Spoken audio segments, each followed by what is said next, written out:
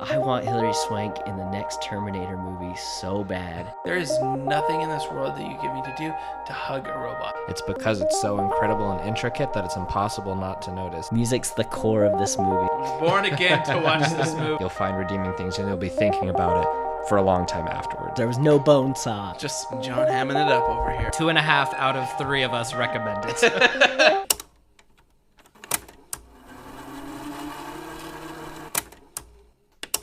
Everybody loves talking about movies. Let's talk about movies. Hello, everyone. Thank you so much for tuning in to another great episode here at the Pause Rewind Play podcast, where we're actually going to be talking or a little bit, I don't know whatever you want to call it, about a Pixar masterpiece, one of the most heartfelt Pixar films, in my opinion, Inside Out. Actually, Josh recommended this to me. Just so you know, actually, our cast today is just Casey and Josh. So, Josh, how you doing? Excellent. What about you, Casey? I'm doing pretty good. Worked around the yard this morning. I got my physical fitness in. Realized I'm fatter than I thought I was and more out of shape. But still, my yard looks a little bit more rugged and still a work in progress. But I'm happy about it. That's awesome. That was me a year ago, question mark?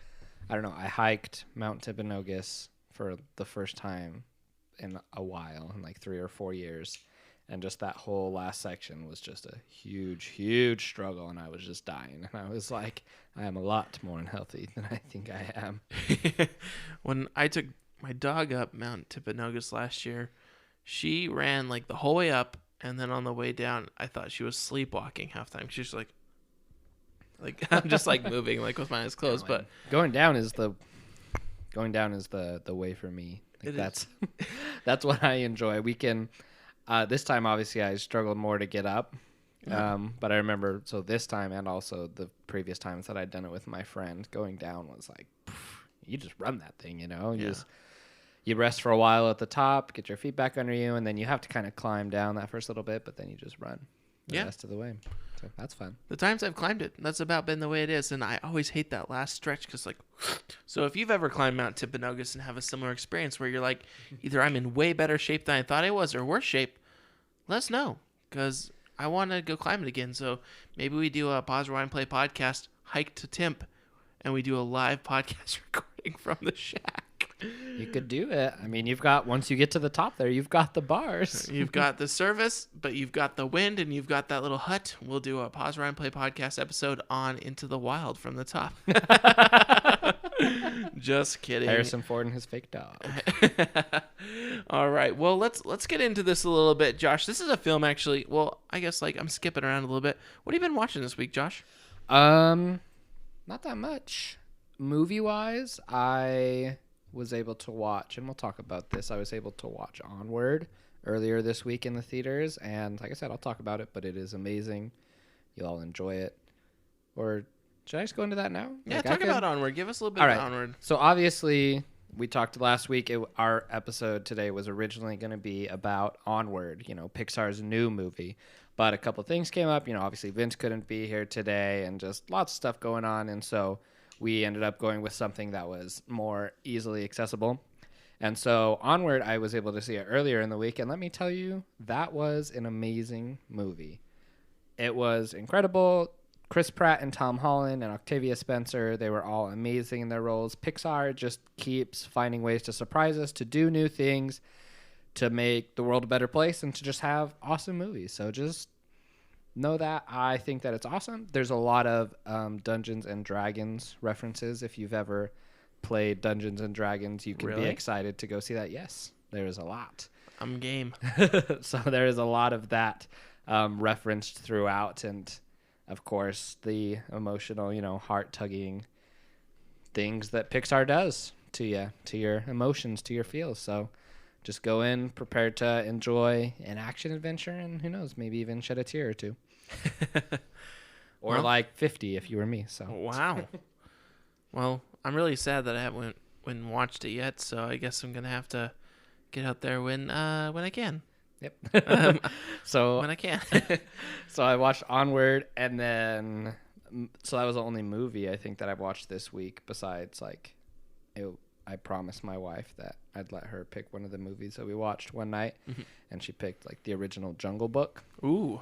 which Are you talking the live action original Jungle Book? Or are you like talking the OG Jungle Book, like 1967, freaking animated Bagheera and Mowgli and Baloo. Goodness gracious, that's a classic. How do you feel it's dated? It's good. I was very like hesitant, but it was good. It's obviously like you always have to consider movies in the time they were made, right? And so I look at it and I say, this was really good. This is amazing. Obviously, the animation style is very different, of course, than it is now. It was made in 1967. But I looked at it and I watched it, and the story, because, you think about it, oh, and the Jungle Book's a classic, and the story was like not as solid as I thought it was going to be. Like, you don't meet the antagonist, Shere Khan the tiger, until like 2/3 of the way through the movie.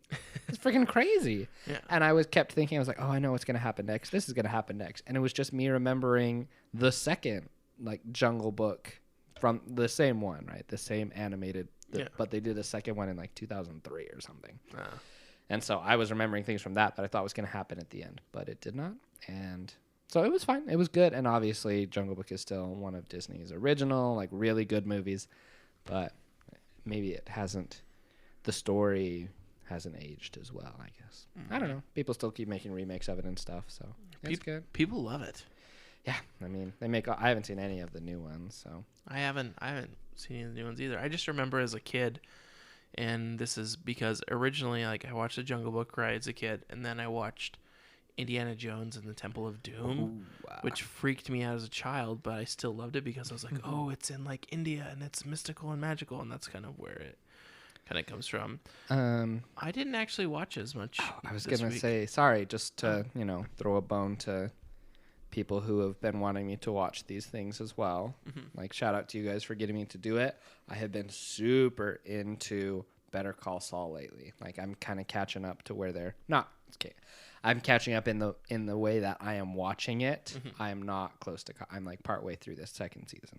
Okay, but it is great, and it took me a long time to get into it. Like, season 1 can be pretty dull, but it's also such a good character study and so interesting. Oh gosh, it is really good. That's like what I'm doing basically with all my free time over the weekend, is watching Better Call Saul. So nice. Sorry to cut you off. No, I actually would like to. I think that guy is great, and I actually secretly wish the actor who played Saul had gotten a bigger role in The Office when they had that little like moment where Pam went to that office, because he was gonna be Michael, right? Bob Odenkirk, yes, was considered for the role of Michael Scott. That guy is a really good actor, though. He's really talented. I remember watching him when I didn't finish Breaking Bad, but when I watched the bulk of Breaking Bad. You never finished Breaking Bad? No. Allie always walked in on the worst parts of that show, and so I stopped watching because I was like, she probably thinks I'm just watching terrible things all the time. So I stopped. But I should probably pick back up on Breaking Bad and Better Call Saul. But let me tell you a little bit about what I watched. Nothing terribly exciting.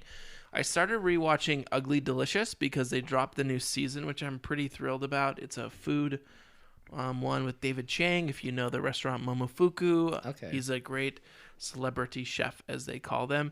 I also watched a couple of episodes of Patriot Act this week, which has Hassan Minhaj. Great film. I don't know that's not film. It's kind of like a news. What do you call it? Like an infographic television series. I don't know, but it's good. I like it. This week I also watched Captain America: The Winter Soldier. I watched a little bit of that one-arm representation. Exactly.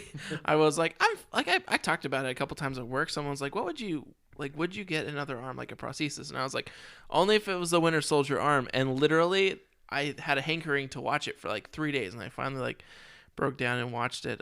It sounds like I broke down. It was such a hard thing, but no, I thought it was good. It hasn't aged poorly, which is great, and I like that kind of stuff.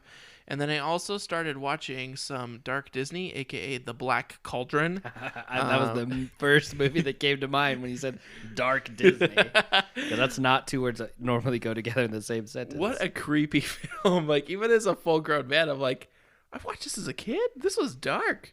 The king/sorcerer guy in this, he's freaking sketchy. Like, if you want to go back and watch something creepy, go watch The Black Cauldron. Let your kids watch. It's great. Old school Disney can be weird. I don't remember if I mentioned it last week on the podcast, but with my wife a couple weeks ago, we watched the Goofy movie, right? And I posted on my Instagram story. There's this point where they're going through their like road trip, right?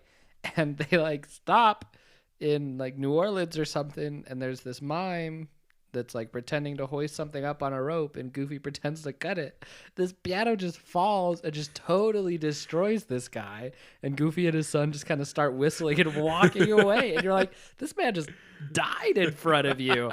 And they're just like, yo, check out how funny this was. And I'm like, Disney, chill. Oh my God.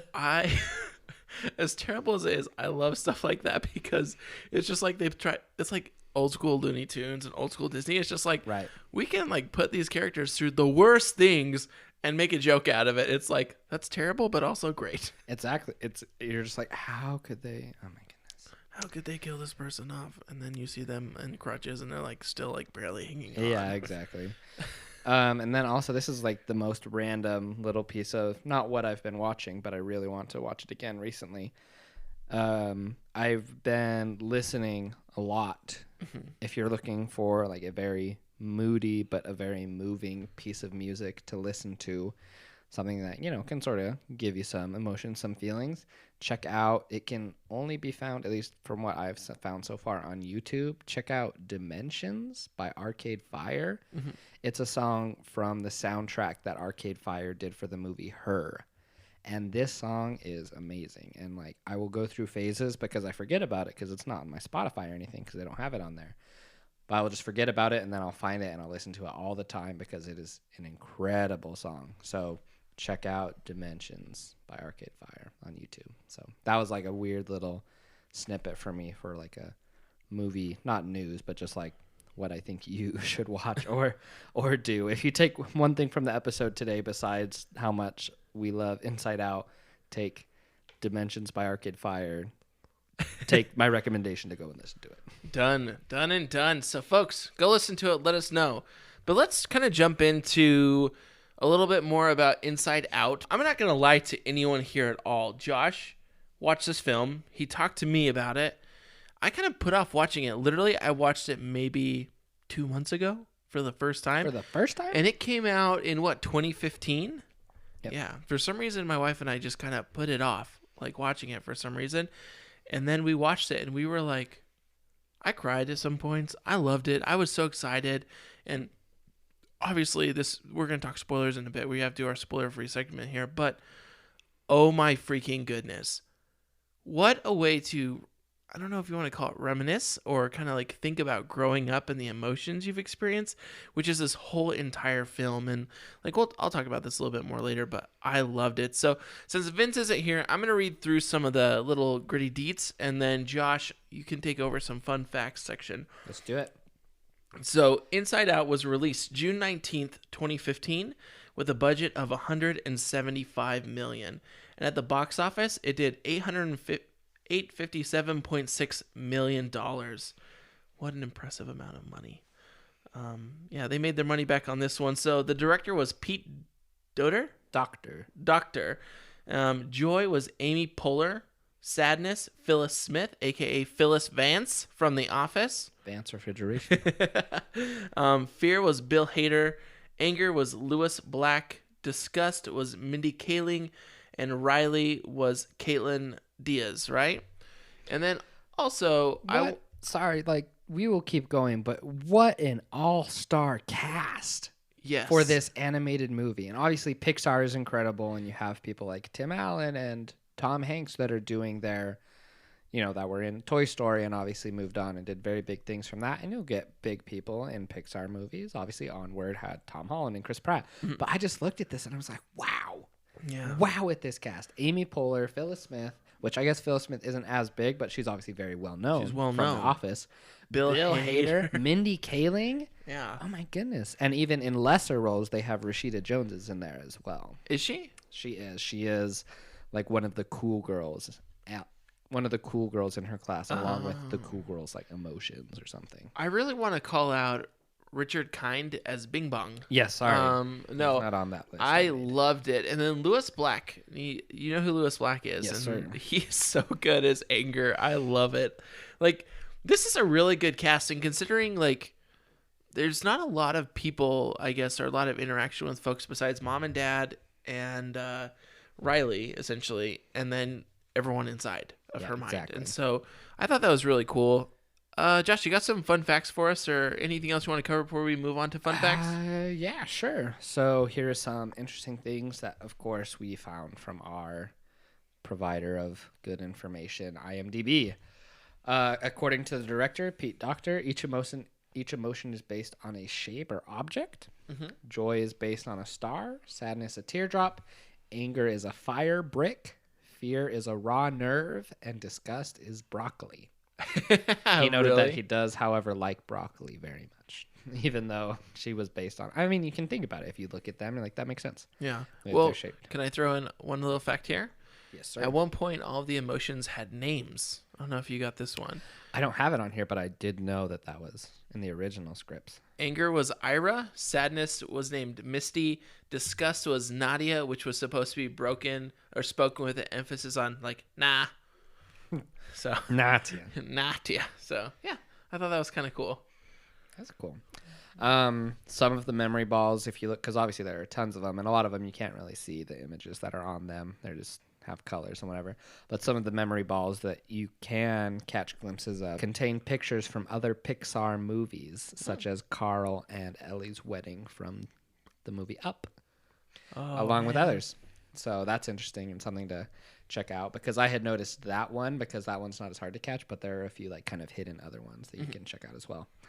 When Pete Docter and Jonas Rivera, who was one of the writers on the film, pitched the film to Mindy Kaling, she was moved to tears, and she said, "I think it's great you guys are making a film to show kind of like how Casey said, how difficult it is to grow up, and it's okay to be sad about it." And they apparently used what she had said to sort of put some of the final like finishing touches like into the film with what they were doing with it. Depending on the country of release, like where you were watching the film, Riley's father was either dreaming about hockey or soccer. So like they had different animations for depending on where the film was released to see what he was daydreaming about. Oh. Fun fact. Originally in the movie, so it's non-really spoiler, because so during part of the movie, there's obviously a lot of adventure where Joy, one of the main characters, teams up with Sadness, and they go and they do a lot of stuff. In the original script, Joy was supposed to be teamed up with Fear, and they were supposed to go do a lot of stuff because they thought it would be a lot funnier. But then with what they actually wanted to go through and put through with the movie, they decided a lot better to build Sadness as a character. I love So that. they went with that. Mm-hmm. The cards, so you know how they had there's a house of cards that some people in Riley's mind are making during the movie. Mm-hmm. The king and the queen are portraits of Riley's parents, her father and her mother. And then the jack is a portrait of Riley, and they put an R on there instead of a J because it's her. So, fun fact. Last couple of things. When this film premiered, its original premiere was at the Cannes Film Festival. After it was over, it received an 8-minute standing ovation. 8 minutes? 8 minutes. That's crazy, right? Like, I know that obviously, like, when you love film so much and you go to these things and do everything and you see something as original and as amazing as this, you got to love it. But I'm like, 8 minutes is such a long time. Yeah. You know, like, holy cow.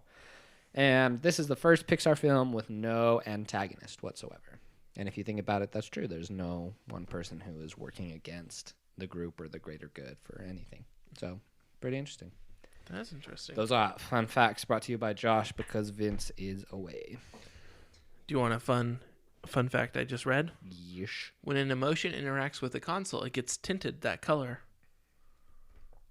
Oh yeah, I saw that this time. I had never seen that any other time, but I noticed it this time. Yeah. I had been wondering about that, and then I pulled up a couple of pages on fun facts, and I was like, ooh, I like it. Yeah, no, let's get down to it. Like, Josh, so I say it this way, you were one of the first people who I really talked to who had like a really good feedback on this film.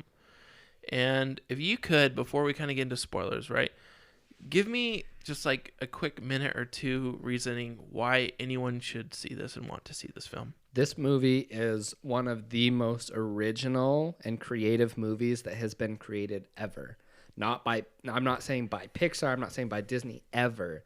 This film, the idea behind it obviously is that a girl and her parents move across the country, and we can see inside of the girl's head, and she has these emotions, which these emotions have their own personalities that sort of help control and help her through her day and help her through her life.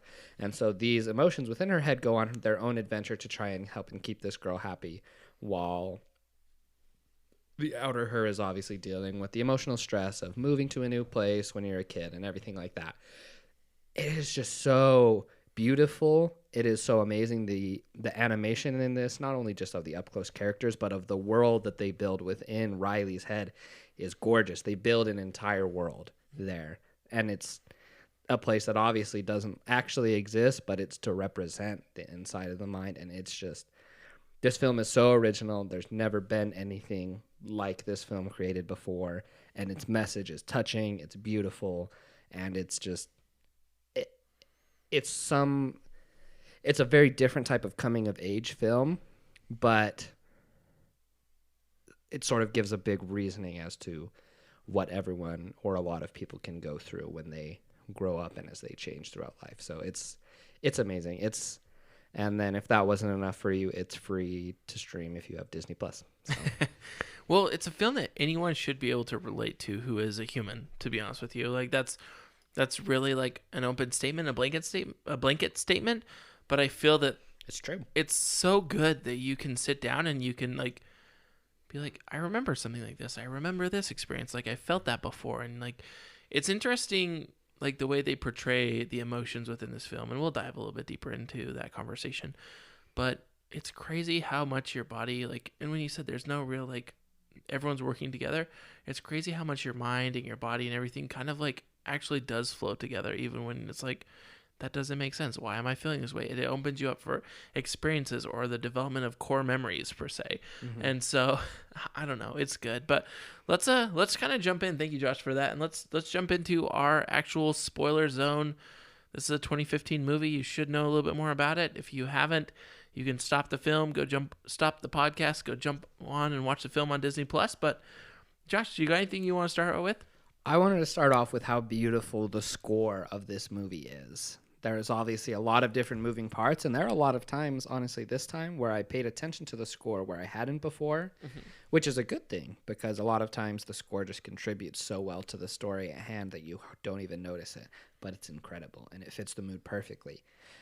This was the very first thing I wrote, because you start off with like the Pixar logo and the Disney logo, and as that's going, you have that beautiful, singular piano song that's going on, and it is gorgeous. Just it's the theme of the movie that is so singular and based, because they start off from the very beginning of this little girl's life, right? And so it's so beautiful, and it's just that bum bum ba-da-da-dun, dun, and it's what they build everything else in the score off of, but it's so simple and it's so elegant and it's beautiful, and then everything else after that grows on those simple notes, that simple pattern, and it's just gorgeous. And like I said, this time I really paid attention to the music, and throughout the entire thing, it fits the mood. It's amazing, and I loved it. It was an unsung hero of this movie that I didn't even appreciate as much as I could have until this time. Wow. I didn't even think about the score, but there's nothing that ever feels out of place in watching this film. Like it feels like it flows, like almost like a river. There's parts, right? Like any story, it has the rapids, it moves faster, right? But then it also has like the flow of it. And I think that's a good way to look at it. I didn't even think about that. So good call out. And Pixar also does such an amazing parts where I'm not saying that like they're trying to make you cry, but they kind of are. So a lot of times when they want to help you empathize and feel emotion with the characters, they have such beautiful, like soft, long strung out notes that you can really just take that moment to have the music there to fit the mood. But it's so much in the background that you're just in that moment with the characters, with this beautiful melody filling your ears to fill the empty space, so you can enjoy this moment with the characters and not be distracted by anything else. No. Well, and going into like a little bit of a different wing here, like with the star of the movie, Riley is born. And the very first emotion right there is joy, right? And the control panel is very small. It's a single button, which means this Like, action, this yeah. action. There's nothing Smile. else. Yeah. Smile, laugh, giggle type thing. And then going into talking about the music, all of a sudden here comes sadness and the music changes from it because Riley's sad and sadness is pushing the button. And then we fast forward through time really well here and we kind of see that the panel gets bigger, right, as more characters come into play. Angst or what is it? Anger, fear, disgust. Yeah, disgust and all of that. The board gets bigger and bigger, and we see like all these emotions. And what I kind of noticed was that these little memories, right? They're like little marbles. That I think that was kind of a cool thing. Is it was like a callback or a throwback to like older style like games, almost like things I used to play, like the marble. Did you ever play the marble machine type games? Oh yeah. And I love those. But like you see these machines every day, you can see when each emotion had its turn throughout the day, and like whether it was just yellow, whether it was green, whether it was blue, whether it was like whatever color, right, those folks are, the emotions are, like it shows how much our minds or Riley's mind was experiencing and how they like, you know, they dealt with it, the reactions our bodies give. I love that. Like in the music, I guess, like thinking about it more, the music played so well to experiencing things. Exactly. And Joy talks about how throughout most of the day she says most of the time, you know, I keep Riley happy most of the time, and until we get into a lot of the main plot of the movie where Riley is undergoing a lot of emotional distress and Joy's not around. She says, yeah, I mostly keep her happy, and it's mostly yellow with, of course, you know, there's the occasional, you know, anger or different things like that, you know, going on.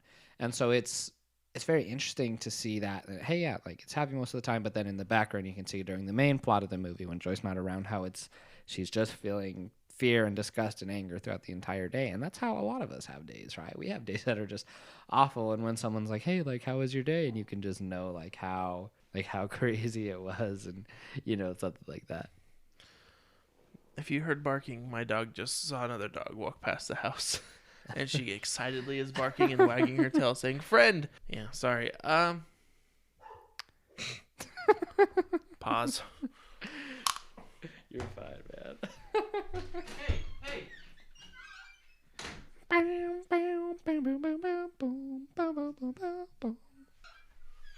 Okay, man. That was perfect. I love that, and thank you for letting me go look at my dog. Here's something I kind of wanted to bring up. What's really cool about this storyline, right, is you talked about it like in your spoiler-free review. We see Riley and her family like pick up and move across the country, and like at the very first, right, like when they get to the house, the moving truck like with all their crap and stuff is late, and so like Riley has to sleep on the floor. Like she doesn't have all her stuff, and she tries to be like the optimist between her parents, right? Mm-hmm. Dad with a new job, mom's kind of like, Guy, we need our stuff, man. Like, where's our things? And then Riley like picks it up and like goes to one of her core things, which is hockey, like a silly monkey playing hockey, essentially, right? And we see that like Joy is trying to like keep the balance here and keep it going, right? But then Riley, I guess like Riley experiences a real, I don't know if you want to call it a meltdown or a change of pace, where sadness and joy kind of have this power struggle internally in her mind, and the core memories end up elsewhere. I guess is this a good way to start this, or I don't Well, yeah, because that's basically the main. What how do you say it? The hook, the sort of where the movie changed pace, where it really starts to dive into the action and everything that's going to happen. So this is like the turning point of the movie, right? Is that they're going through, obviously, and so a big part of the turning point could be that they're moving across the country, right? Is that they're moving across the country. Riley's experiencing a lot of different emotions, and Joy, who is Riley's, you know, voice of reason, the person trying to keep her happy, which is kind of like the optimistic part of all of us, right? Because I think all of us try to keep ourselves happy relatively, right? And that's kind of a big part of the movie, is that a lot of us, we always try to keep ourselves happy because that's sort of like our base. Like we like to feel happy, and so we think that we need to be happy all of the time. And that's something we'll discuss later, but a big theme of the movie is that we try to keep ourselves happy all of the time when other emotions are extremely important and necessary. And so that happens, and then they get up, and basically what happens is, as this huge change in Riley's life has happened, the emotions are undergoing distress, and because of what's happening there in between sadness and joy, where they see that sadness accidentally can like touch the memories and make them sad for forever and everything like that. And because of sadness doing that, Riley creates a new sad core memory, which is a big part of, the core memories are a big part of who she is. There's a new sad core memory where she cries on the first day of class at her new school, right? And so we examine that and how it fit into hey, she has like all of these different islands that are part of her personality that make her who she is. And they say, like, what's going to happen next? They have a sad core memory that's going along with all of these. And as we go throughout the story, the sadness and joy, they get sucked up through the tube with the core memories, and they end up out in the gorgeous long tunnel and maze of the long-term memory, right? And as they're trying to get back, they're going through an adventure, and the islands break down one by one as Riley experiences different distress because she tries to, since joy's not there, and the core memories aren't there, she tries to do different things that relate to those whatever, right? Those core memories, those core parts of her personality. And since, in the mind, it's because they're not linked up and the core memories aren't there. But if you think about it in like real terms, it's like you try to do this and she can't remember the core memory. So she can't remember like why this made her happy. So she tries to play hockey and she's struggling, of course, because it's a new place and everything. And she can't remember why she liked hockey. And so like the hockey island died. And so basically that part inside her died was, since we've moved to this new place and like I'm not feeling good right now and it doesn't look good, maybe I don't like actually want hockey, and wants to kind of remove it from her life when that's not, something you'd really want. It's just because of the different emotional situation she's in, which is the beauty of this movie, is that like everything, it doesn't have to be like a direct symbolism. Like these islands of personality directly are these things and everything like that. But you can look at it in a lot of different ways, and it's really beautiful and really interesting to look at in those different ways. You know what I mean? Yeah. Sorry, I've been talking for a while. No. I think everything you said, like, I agree with, and I think it's really cool. I liked when we got to the long-term memory, right? And we watch. I hate to say that we watch all of her life break apart and fall apart. We do. But what's really cool is to see her emotions kind of like going in this journey, right? Because joy at first was like sadness, come along, and sadness is like, I don't really feel like it right now. Like, I'm just going to lay here for maybe an hour or two, right? And then they get up and they go through an adventure. And then, like, but Joy also says, sadness, you read the manuals. You know how to get out of here. And so they're working together to find a way. And they run into Bing Bong, who's your friend who likes to play? Bing Bong, Bing Bong. It's so great. Like, that. Bing Bong is my favorite character in this whole film, to be honest with you. Part cotton candy, part dolphin. Part elephant. Amazing. Everything was so good, but what I really loved about like Bing Bong was he'd held on to like the idea that he and Riley were still going to the moon. He had all these memories, and when they find him, he's actually going through and like stealing long-term memory, because I think it's like maybe his idea is to take it and make sure that she remembers him so he can continue to exist in her mind so he doesn't get deleted. I don't know. No, exactly. I actually never even thought about that, like why he's going through and looking at those memories, but that actually makes a lot of sense. He has a Mary Poppins bag, which I think is so cool. Super awesome, and becomes very crucial to the climax of the movie. Mm-hmm. Something that and maybe this is, no, like, because we kind of want to keep this on the shorter side, and I want to touch on, obviously, I don't want to miss anything that I want to talk about. And so this is one of my favorite parts of the movie, okay? So after they do a lot of stuff and they're trying to catch the train, like they do a few different things to try and catch the train. Well, what they're trying to do right here is get back to the headquarters, right? And so they're attempting to catch a train. They go through like an abstract place, and this is where they're at. Sorry. Exactly. Well, so they try to catch the train, and they go through like the abstract place, and then they finally do catch the train of thought, which goes to headquarters. And as they do that, because of one of Riley's, core memory islands, personality islands falling apart, it kind of breaks the train's path, which, I mean, is interesting since the train creates its own path as it moves. But that's neither here nor there. So it breaks it, and so they fall into the pit of forgotten memories, right? Which is basically, as you saw before, there was the memory workers, and you think about it, you forget memories and stuff like that. And so like, we don't need all of these things, whatever. And they will just put them in there, and they'll get tossed into the pit of forgotten memories, where all the memories have turned gray, and they just are there because they were experienced at one time, but they're not remembered at all. Mm-hmm. And so Joy is cast. So Sadness didn't fall down. It was only Joy and Bing Bong who fell down. Right. And so as they are trying to get back up, they are using Bing Bong and Riley's little Wagon. rocket wagon thing Yeah. that they had played with for so long before, and it runs on song power, so they're singing the song as they get up, and they're trying to get out of this ginormous huge pit. And as they do, Bing Bong is sort of noticing that they're not getting there. And I originally thought that it was just like, a self-sacrifice, like, oh yeah, I'll like fall out so that, Joy can make it and continue with her mission because it has to be there. What happens is partway through them trying to make it out of the pit, Bing Bong recognizes that he's already disappearing. He's already fading from Riley's memory. Yeah. And so he recognizes that Riley, as much as we've lived together and had fun together, doesn't need me forever. But she does need Joy forever, and I can do this to make sure that Riley's happy. I can make sure that Joy can take her to the moon to be happy for the rest of her life, right? Mm-hmm. And so Bing Bong falls out as they're going up the final hill, and Joy is able to make it. Jumps out. Yep. And she says, take her to the moon for me. And it just got me really thinking how much of who we are today as individual people comes from things in our past which we've simply forgotten about. And that's not as a dock to us as people, because there's so much that happens in our lifetimes, but we become people because of experiences, because of people, because of friends, because of imaginary friends. And so many of those go forgotten. Mm-hmm.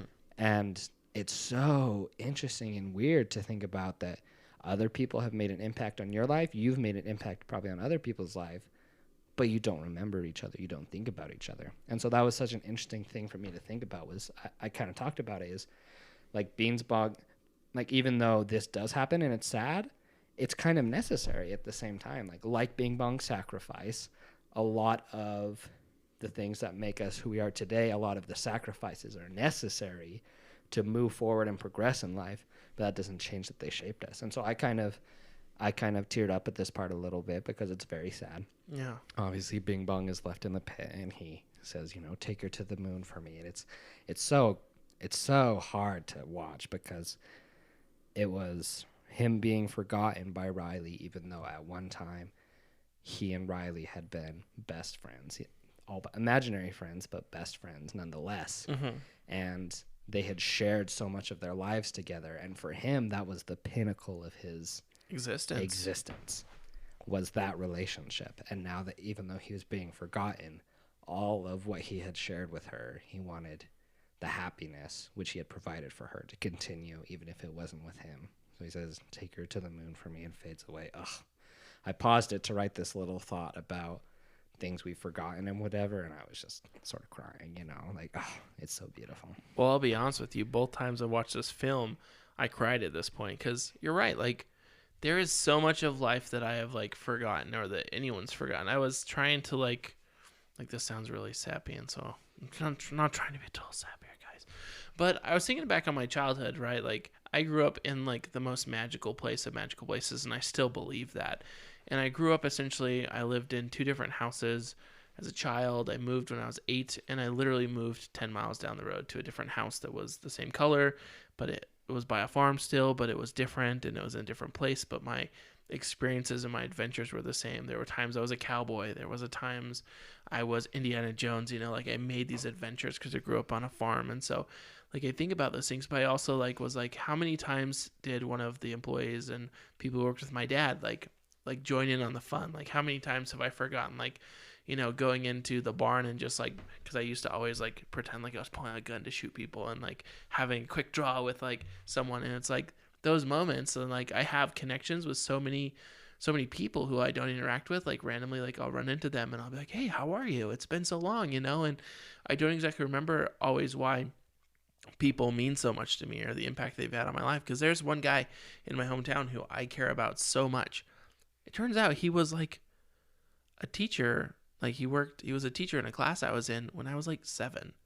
And I don't even remember him being in this class, but he remembers things about me, like, things that I did, like, and all the time, like, I don't remember this, but like me and him have like a really good relationship. Like we just see each other after 3 or 4 months, and it's like haven't seen him in a week type thing. Like we communicate all the time, and it's just really interesting. And the same thing with like what my parents have done for me, right? Like there are countless things that my parents have done for me that I don't remember, and Bing Bong is the ultimate example of those things. Because like all of us at one point had an imaginary friend. All of us at one point had these experiences with our friends that we one day just went outside to go out and play and never had that same experience again. Like one time, it was the last time we ever went and did that, but we didn't recognize it was what it was, you know?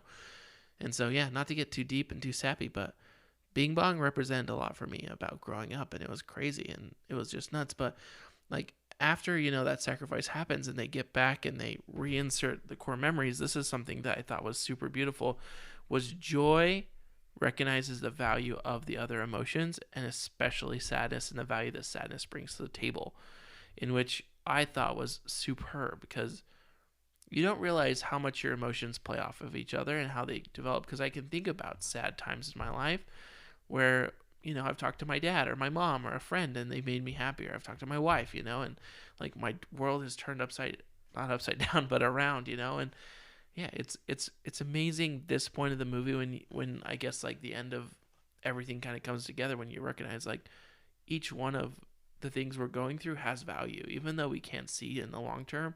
Why am I suffering? Why am I struggling? Why does this suck so bad? Why do I have 20-pound feet today? You know, eventually it like works itself out, which I think is cool. Yeah. So everyone, like, thank you. Like, that was awesome what you just said. Like, and I was sitting over here, you know, reminiscing of my own childhood and things I used to do, and how one time it was the last time I'd ever do that thing, you know, and just thinking about it. And it's so interesting, sad, but also heartwarming to think about. But like we were talking about, what you just mentioned is that sadness can be so important for us, and the other emotions can be so important for us.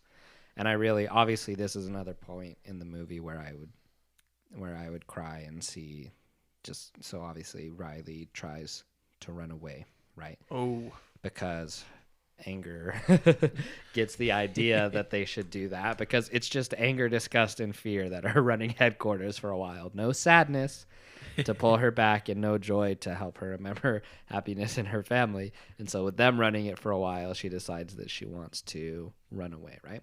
And so this is a big part of the movie, of course. This is the climax of the movie, basically, is that she's running away and everything like that. And then finally, through using that Mary Poppins bag, she gets all of the Riley's boyfriends, stacks them up, jumps off of a trampoline, catches Sadness out of her sadness cloud, Winnie the Pooh cloud in midair, and they land in headquarters. They're able to get them through the glass and to help Riley out. At first, it make her a little bit sad to remembering things in the past so that she will get off the bus. And then when she finally gets home, she sees her parents, and they were so worried about her, and she talks to them. And this is the pinnacle of the movie, and I'm even just like kind of tearing up thinking about it right now, but just where Joy recognizes the importance of sadness, and that although she's been trying to push off sadness for such a long time because she thought that she would ruin Riley's life and make her sad when she should be happy, like, she's been doing the wrong thing. She knows that sadness being a part of Riley's life is important. There's a reason that sadness is in headquarters with them, you know, and it's not just for, you know, really deep and disturbing moments, but it's just for progression. It's for life. There's no, and this is kind of what I said about it, because I took notes and was thinking about it. Mm-hmm. I did the same thing as I did before, where, you know, as I was tearing up and stuff, I paused the movie and I took some time to write out a little thought about it, where I said there's no life that is ever void of sadness. And it seems that the movie is trying to tell us that sadness is also crucial in our progression through life. Life can't be all joy. If we allow moments of sadness to strengthen us rather than break us down, we can become stronger than ever. Those happy, sad moments, those yellow, blue balls, are where you feel an abundance of emotion, because we come out of it stronger. And so those are some of the best happy moments, because our emotion when we're feeling sadness, like deep sadness, can be so strong that when something like this happens where there's a positive spin towards the end of it, those are some of the happiest moments of your entire life, because the sadness and everything else, emotion is so strong that when you come out of it on a positive note, that happiness is near elation because of how strong you're already feeling and how deep of a mental state you are and how far you're into your feelings. I know so many times my wife and I have gotten into arguments where we're just arguing and we are so frustrated and furious and we're sad and we're saying things that we don't mean and we're hurting each other and our emotions are just off of the charts. And there are a lot of times where we'll get to the end of something like that and we will be so sad and we'll be angry because we've said things that have hurt the other. And then we sit and we talk and we think about what we said and we know what was like not real and what was real, and we see the brighter side of it and we see how much we love being and it's not like a thing like just be like, hey, like look how cool like me and my wife are, but like just like thinking about my personal life is like those happy sad moments. Some of the happiest moments in my life have been a moment after my wife and I were fighting where we've come out of it knowing that we're together and we're going to continue on like this because we will be a united front. And so like this, where we're so sad and we've been so angry at each other that when we come out of it happy, our emotions are already so strong that those are some of literally, I'm thinking of like a single moment right now that I could possibly consider one of the happiest moments of my entire life. And it was a moment right after my wife and I had a ginormous argument because of how strong our emotions are feeling then, that it's so incredibly crucial to progress those other emotions, right? And not even just the ones that are mentioned in the movie. You know, they wanted to keep it concise for clarity and for understanding, right? And so they kept it to these 5, but other emotions we can feel so strongly that can help us progress and be good people through life. So Yeah. basically it was just that. I said, the last thing I said was like, I'm sure that each one of us probably have a blue and yellow core memory that has made us who we are today. So I think it's probably just sort of like a rite of passage through life that we have those. Yeah, it's interesting to think about that. And when you bring that up, I think, right, like everyone can relate. Like when you have a connection with someone and, you know, like relationships aren't easy. Life isn't easy, you know, but what's interesting, and I love the board, the example of the master control panel in this that grows with you as a person. So the original board had one emotion like button, like I push this is the emotion, you push this is the emotion. There's no like combination of emotions, right? And then as the board continues to kind of, as Riley grows, the board gets some more controls. The characters are able to utilize, like as Anger says, I have the full library of all the curse words, you know? And like it's the same thing though, as Joy gets an array of different joyful experiences and emotions she can share. You know, sadness, like there are so many different variations of sadness, that struggle, anger, you know, and also disgust, right? Like all of these things, like everything is different and they all combine and they do wonderful things. And that's what I think is beautiful about life is this movie. And like, I'm not trying to like piggyback too heavily off of what you said or like just be like, you know, this is the only thing that's important, because it's so valuable, but it's just beautiful that as we grow and his life gets better, our emotions deepen, our experiences deepen. Those yellow blue orbs happen. Maybe a red yellow, you know, maybe a red blue. I don't know. Like those core memories, like the things that hold us up and hoist us up, they become more memorable. And like I don't know. I agree with you on everything. So yeah, I think that in the end, like really, I just kind of want to close, you know, start closing out this episode a little bit. In the end, Riley and her parents kind of make up after she jumps off the bus. They sit on the floor and they develop that new core memory where everything powers up and really lights up and goes again, which is to show that even though you're experiencing all these things, internally you have that support system of your memories, but externally people are here to support you, which I think is beautiful. And that was part of why I cried so much at that part. Isn't even just because of the emotions Joy realizing what's happening. So much of it is Riley, because obviously why she's feeling that way is displayed by the emotions. But she is just there, and it's such just a raw moment that she shares with her parents. She says, Like, she's very honest with them, and she says, I miss Minnesota. Like, I want, not saying like that she is like, we need to go back there. She's like, I want to go back. I want to be with my friends. I miss them. I just want to be there. I don't like being here right now. Yeah. Because it's such a real, that's how she really feels, you know. And there's, as much as she loves and ends up learning to love it and have new friends and everything like that, like, that's what you feel, you know. You move to a new place, do new things. You have to make new friends. It's so hard, and that's how you feel. Yeah. Right. And she shares that raw moment. She says, I want Minnesota. I want to go back. Like, please don't be mad at me for thinking that. But like, this is just my emotions right now. And they all collapse into the ground and on their knees and share a moment as a family. And it's beautiful. Yeah. It's amazing. Well, Josh, any final closing remarks about Inside Out? If you have not watched Inside Out, I would like you to take a second to repent. And take this time that you'll probably be spending at home and use it to watch Inside Out. I did want to say there's obviously, so we focus a lot on like the big emotional and the big like story moving parts of this film. There is a lot of fun adventure that's really cool.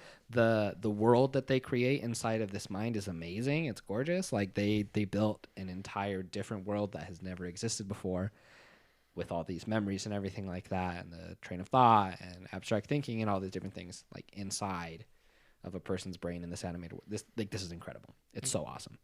But take the time to see it. There's definitely funny parts as well. I did want to, there's a lot of funny parts because, I mean, you've got freaking Amy Poehler and Bill Hader and tons of people. This movie's hilarious. So you got to check it out. All their deliveries are amazing. What's your favorite joke in this movie? My favorite joke in this movie is not actually something that one of them says. It's when they get on the train of thought and they spill the facts and opinions. Yes. And he's like, they're like, oh no, all these facts and opinions look so similar. And he's like, oh, it doesn't matter. Just put it back in whatever box. Like gimmicks all the time. That's like one of my favorites, actually. Like when we did this, I was like, Allie, this is so real. And we were like laughing. So good call out on that one. That one is good. I did also want to mention a fun fact that I forgot because I wrote in my personal notes. It was on IMDb. Is that the newspaper that Anger is reading all of the time? It's called The Mind Reader. Just like a funny little quip. Doesn't it there. change with everything that's going on with Riley too? Like the headlines Yeah. are Riley quits hockey. Exactly. Like, Riley runs away on a bus. Like this is happening. And It does. so that's another cool little like thing they pulled in is I think Pixar like, and I know we focus on like, I feel like this was a heavy episode, but it had purpose. I think that Pixar is so good at paying attention to detail. Oh my goodness. They're They amazing. they do so well, like the way that they just portray the world, they build and design worlds, but also just like the little details that matter. And it's in there the whole entire series. And so the whole entire movie. And I love it. So thank you for recommending that we watch this in lieu of, this other film. And so I hope that we get to watching, I just forgot what it's called. Onward. But thank you for letting me rewatch this and feel a lot of good emotions and reminisce a little bit on my childhood some more. So yeah. Anything else, Josh, before we close this episode out? No, just thank you so much for taking the time to listen to this. Like, I'm glad we were able to talk about this movie because it's one of my favorite films. If you remember our list of favorite movies throughout the decade, this was my top movie of 2015, I'm pretty sure. And if not, it was very close. I feel like it was. It had to have been second if it was not the top one. I love this movie. I love that we were able to take the time to talk about it. And I know a lot of our episodes are fun and light, and I know that this one we kind of dived a lot into emotions, but that's because this movie is literally about emotions. Yeah. And what they do to us and how they change us as people.